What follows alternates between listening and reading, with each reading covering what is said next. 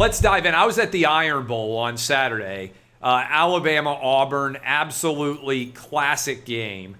But here's where I left, Furman. You look at Alabama beating LSU by 6, beating Arkansas by 7, needing overtime to miraculously beat Auburn by 2. I just don't think Alabama is that good, and I'm inclined to think Georgia could run roughshod over them in this SEC championship game.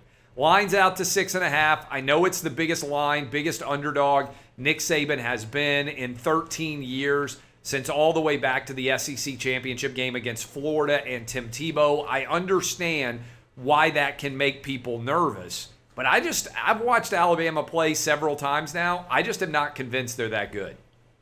Yeah, I can't really disagree with you. I think they were extremely fortunate to get Jordan Hare with the win in overtime. If Tank Bigsby slides down, I mean, Auburn probably wins that football game because they're able to burn another 40 seconds and Bryce Young doesn't even have a chance to lead Alabama back down the field. I'm still trying to figure out why Auburn, I know when you're at home, you typically should when you have the momentum, doesn't go for 2 with a chance to win it in one play. I don't understand that either. Yeah, Dub, you think Auburn should have gone for 2? I've got my buddy Dub as an Auburn guy. Read my tweet. Yeah, he's still fired up about it. I mean, after that first overtime, I said the same thing. I tweeted it. I didn't understand why they didn't go for 2. Finley wasn't healthy. You hadn't had any real success moving the ball all day other than a couple of 50-50 jump balls.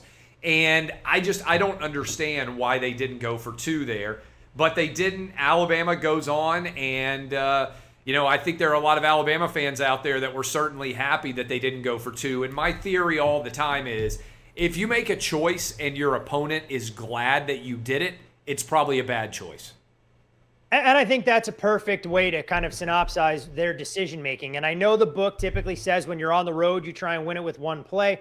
But at some point, you have to try and take fate into your own hands. And I think Auburn, by prolonging the game, allowed Alabama's depth and obviously playmakers to ultimately get the victory there. But you're right. When you look at Alabama from top to bottom, this is far from a dominant Crimson Tide team, especially on the offensive side. I think we've grown so accustomed to Alabama sending offensive linemen to the next level that we're not used to seeing a quarterback run for his life or a running game that never really gets off the ground. And here comes Georgia, historically good on the defensive side of the ball. We've seen odds makers adjust this number from 3 that you could have laid with Georgia about 2 weeks ago when the matchup was set to the 6.5 where it sits. It's probably a shade low, but I actually look at the under. I think that's probably the angle that I'm going to dig into a little bit more as the week goes on, because I think Alabama defensively can hold up against this Georgia offense. I don't think Alabama does a whole heck of a lot. And it wouldn't shock me at all if we were talking about a Georgia win somewhere in the ballpark at 27-14, thereabouts. But I think this is Kirby's chance to finally knock Nick Saban off, although I'm sure we're going to hear all week long about how well Nick Saban does against all of his former assistant coaches.